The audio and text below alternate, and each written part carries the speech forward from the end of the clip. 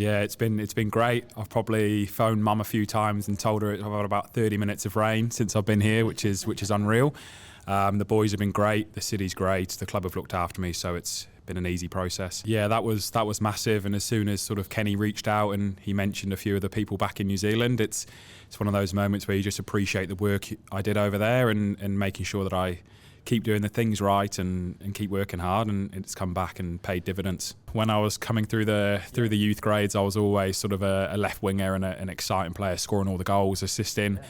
And as we've gone through the ages, I sort of just filtered back, played a lot of centre midfield, and then as a left-footed defender, it's a bit of a specialty. And some of the youth coaches in New Zealand sort of saw that in me, saw some leadership, and I grew quite tall when I was sort of 13, 14, and centre-back just sort of became the position that I thought I'd sort of be able to have a career in. And yeah, I've sort of enjoyed it and taken on that role. Coming over in 2010, I was the only footballer at my school. Right. That's the honest truth. I was the only footballer there, and I sort of brought it into the school. Like, boys would have no idea about it. Sort of, I would be there in the school grounds at lunchtime. I'd bring a football. I'd wear football shoes, and all of them would be looking at me like, "Who's this guy? What's going on here?" They're all in barefoot. I'm in football shoes, and they're like, "Okay." But over the couple of years I had at primary school, I sort of introduced football, and I got a good group in the end.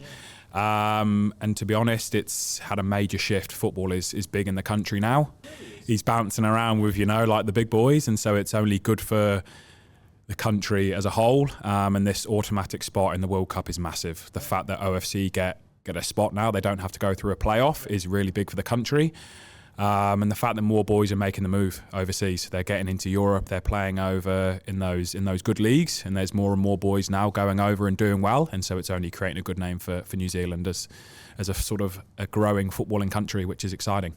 Not many places in the world only have one professional team, which is like it was with the Wellington Phoenix, and I had a big experience in that. Obviously, I had to make the move from Auckland to Wellington for professional football, and so the Auckland FC side now just gives more players and young boys and girls now the opportunity to play professional football and get involved, and sort of not have to make that move away from home. They can do it in Auckland.